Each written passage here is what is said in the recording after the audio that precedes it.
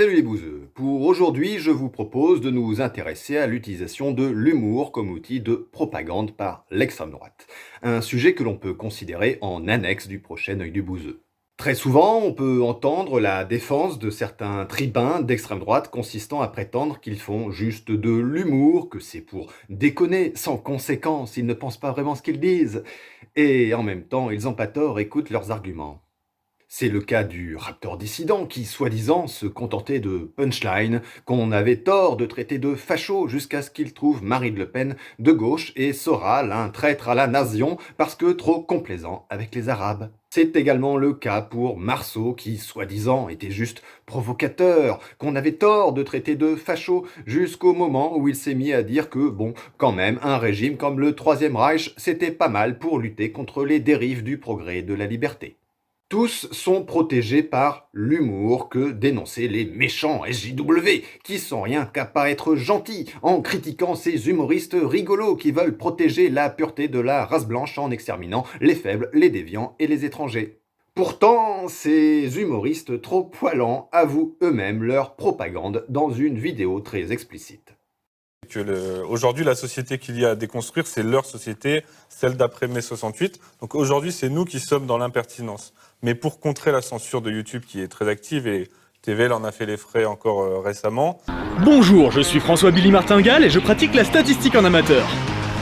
Je pense qu'il faut jouer avec les mots, jouer avec les sous-entendus, avec l'ironie. Et c'est ce qui rend notre humour encore plus drôle pour les gens qui nous suivent. C'est d'essayer de lire entre les lignes. Et c'est ça qui leur permet de décoder, de dire des choses sans les dire. Et ça embête à la fois le système et ça permet de passer des messages. Moi, je pense que c'est comme ça. Il faut être fin. Il faut être fin. Et je pense qu'en plus, ça nous sert parce que c'est plus digeste. En fait, si vous attaquez de front et que vous faites quelque chose de purement politique, non seulement vous exposez à la censure, mais en plus, le contenu que vous proposez, il n'est pas... Il y a des gens qui vont être imperméables à ce contenu. Parce qu'il va être trop frontal, trop politique. Alors, il y a des gens dont c'est le métier ou dont c'est l'œuvre, en tout cas, de faire du très politique. Et je pense que nous, on est la phase avant. On peut, par un contenu qui est plus fin, plus évasif, amener ces gens vers du contenu politique très frontal. Et donc nous, en fait, ça nous sert finalement dans la finesse. On permet de passer entre la censure et en même temps d'aller toucher un autre public. Papacito, même point de vue. Oui, et surtout, ça force à être bon. C'est-à-dire que quand il faut trouver des subterfuges pour pas dire certains mots, à partir du moment où on crée un tabou, du coup, on a envie de briser ces tabous-là. Donc c'est beaucoup plus facile d'être... en fait, voilà, bien sûr. D'accord. Alors qu'est-ce que vous gardez? La passion pour l'histoire, ça, vous la conservez, bien sûr. Oui, tout à fait. Et puis le plaisir de taper sur ceux qui méritent qu'on leur tape dessus, littérairement, hein, je précise, je me couvre... Lire entre les lignes, c'est ce que je disais tout à l'heure. YouTube. Précisons d'abord que ce Christopher Lann est présenté comme historien par la chaîne d'extrême droite TV Liberté, alors que sur son propre site, il se présente lui-même comme passionné d'histoire, donc sans formation. Il n'est pas plus qualifié en histoire qu'un passionné de porno est qualifié en biologie.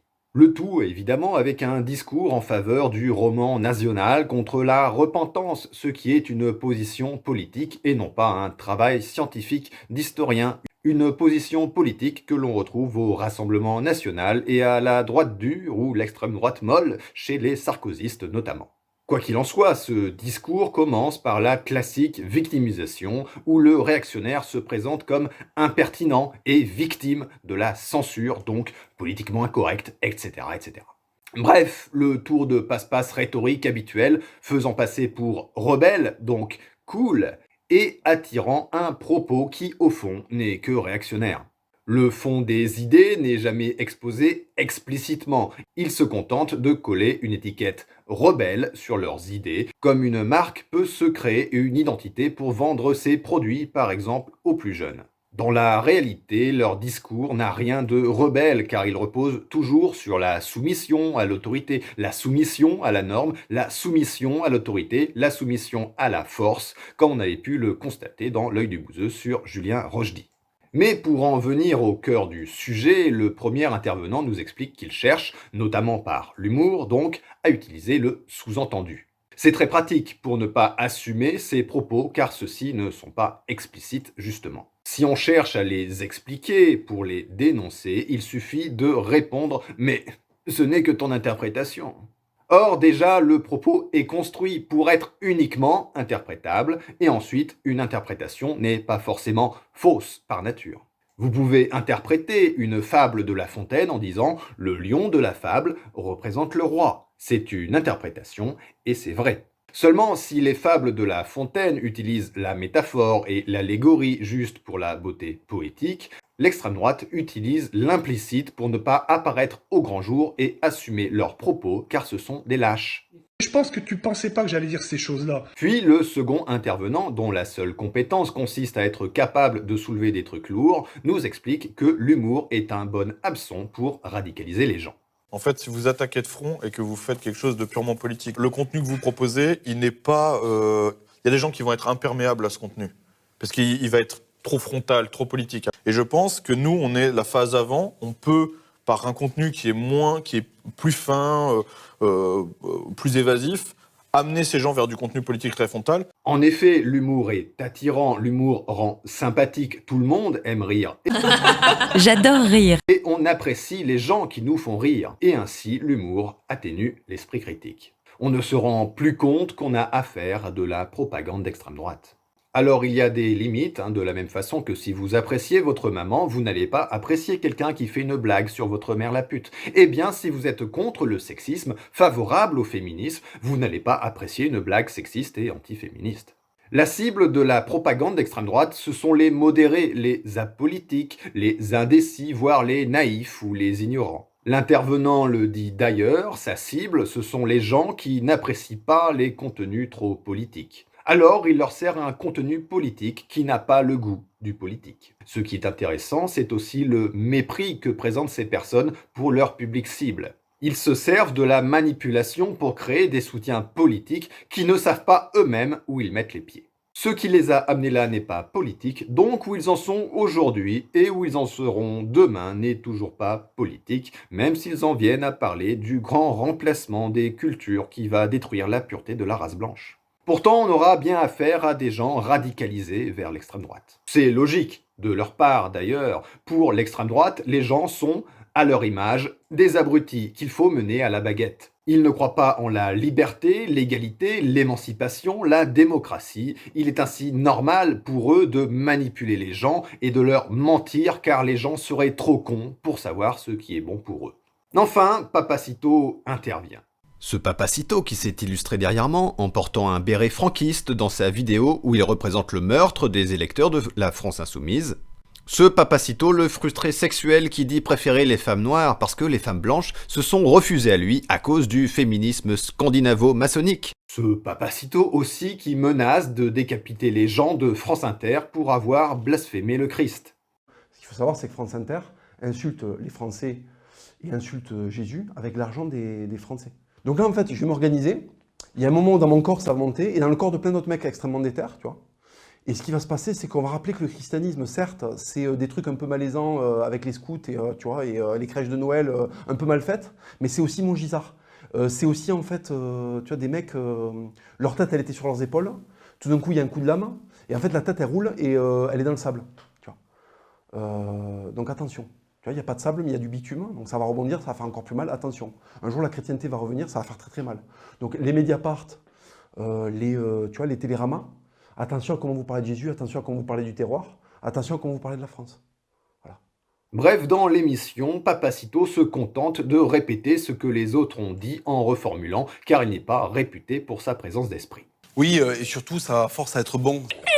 C'est-à-dire que quand il faut trouver des subterfuges pour pas dire certains mots, à partir du moment où on crée un tabou, du coup on a envie de briser ces tabous-là. Mais en effet, il est plus facile de faire passer ses idées quand on ne les assume pas. Puis le plaisir de taper sur ceux qui méritent qu'on leur tape dessus, littérairement, je précise, je me couvre.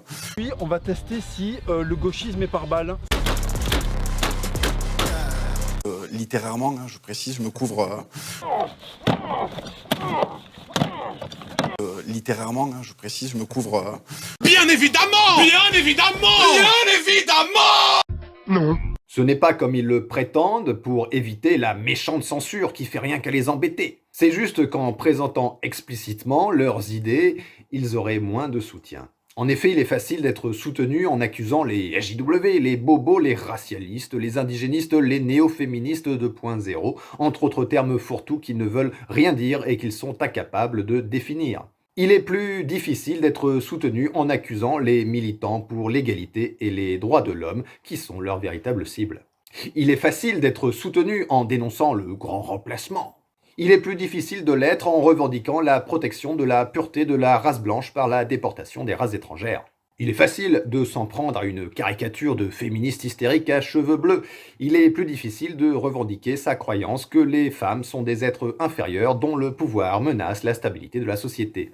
Tout ceci, toute cette stratégie de propagande, de manipulation des modérés, des apolitiques, est ici présentée explicitement par des représentants de l'extrême droite, mais résonne avec ce que l'on savait déjà, comme par exemple cette description de la radicalisation d'une cybercommunauté dans la vidéo How to Radicalize a Normie d'Innuendo Studio.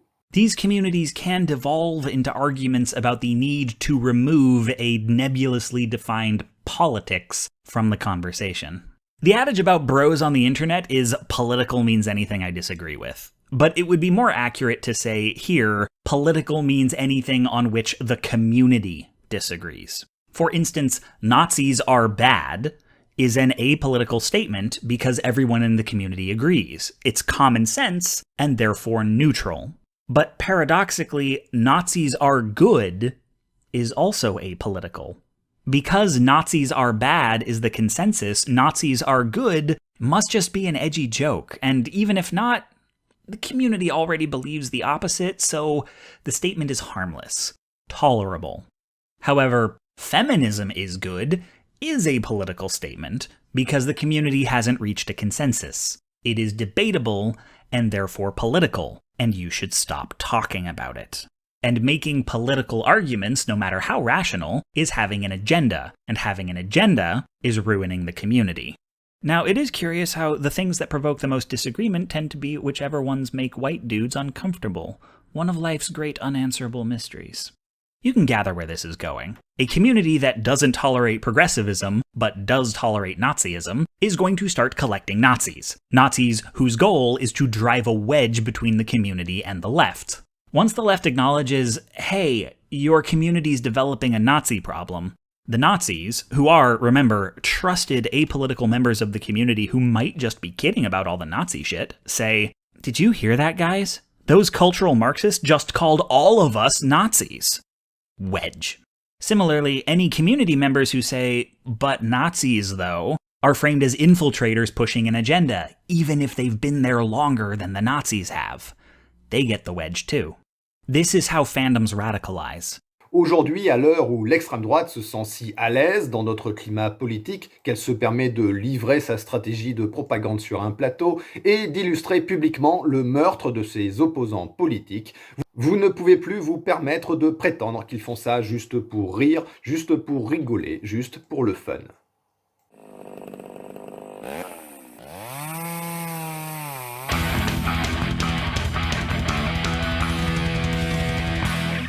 Notre émission est désormais terminée, j'espère qu'elle vous a plu. Si c'est le cas, n'hésitez pas à le préciser dans les commentaires. Vous pouvez me suivre sur les réseaux sociaux et me soutenir sur Tipeee. Les liens sont dans la description. On se retrouve la semaine prochaine pour une prochaine émission du Bouzeux Magazine.